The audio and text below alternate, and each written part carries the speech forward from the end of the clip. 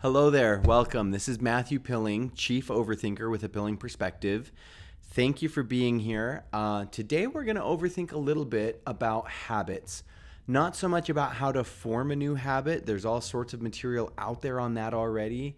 But really, we're going to get into a little bit about how to approach the idea of forming a new habit. And that might sound like I'm saying the same thing. I hope as we get into it, you'll go, oh, okay, I see what he's saying. And yes, that definitely is different.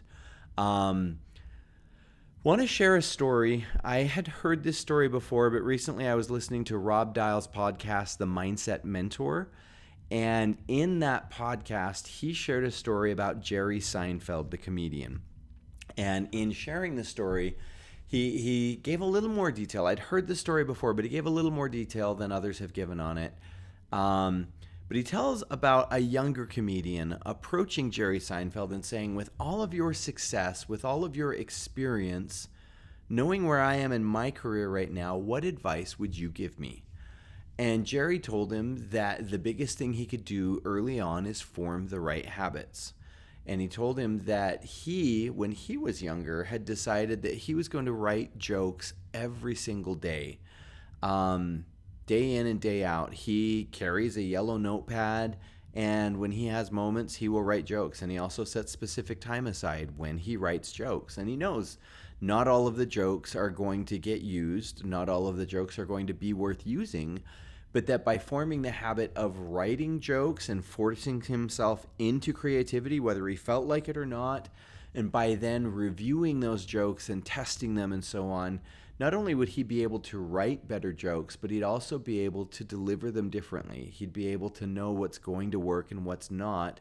And it showed over the years. His career, he's just gotten better and better and better.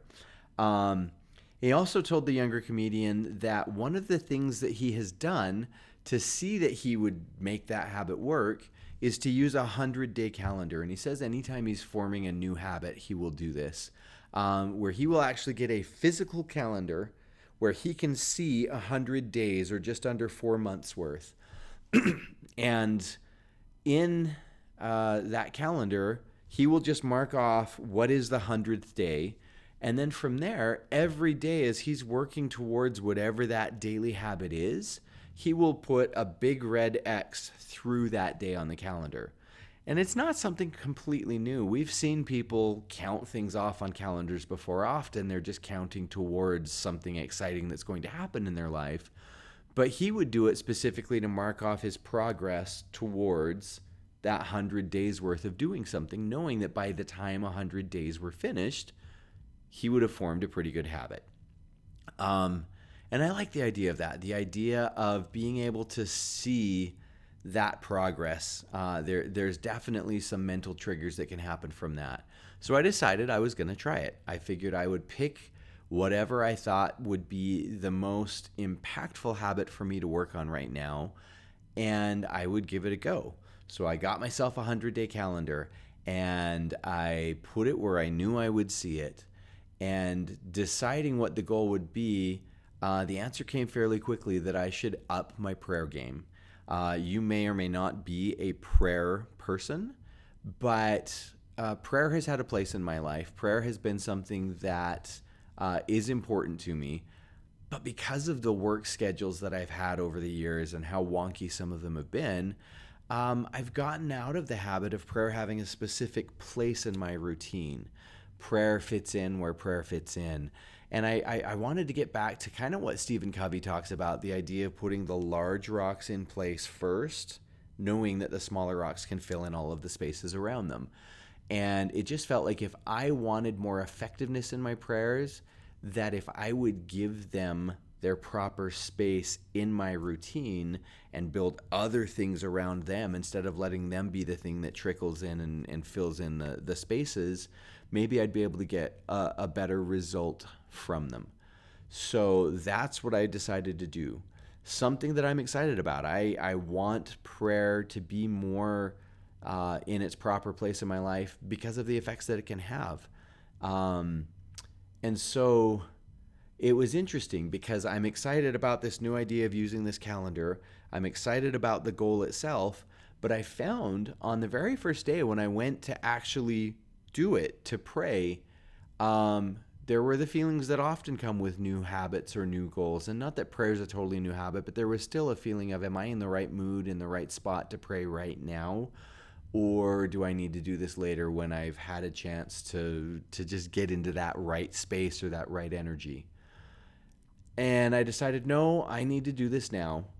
So I knelt down beside my bed and I started to say a prayer. And it didn't quite have the feeling I thought it should. And I don't think I can blame that on God. I think that's 100% on me.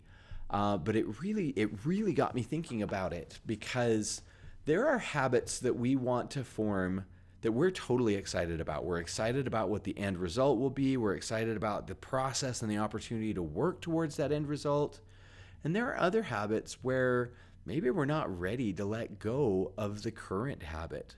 Or maybe we are scared of the effort that's going to go into building the new habit.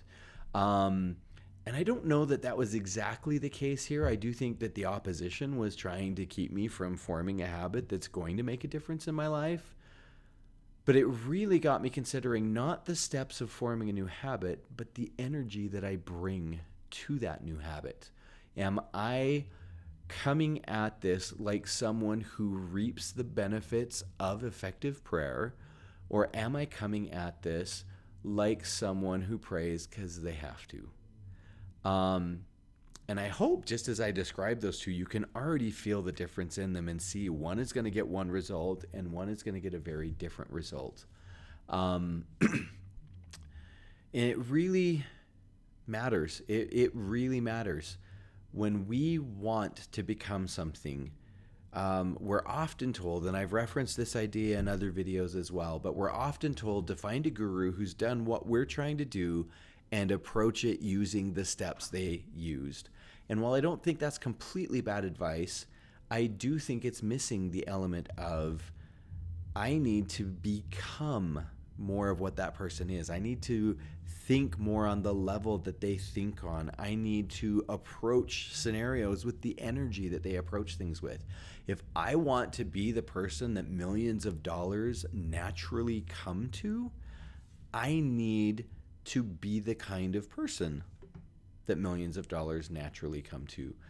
That sounds redundant, maybe sounds circular, but so often when we are picking something that is a step or two or three or 10 beyond where we currently are, we're looking at it from below. We're looking at it from an angle of, can I do this? Do I have what it takes?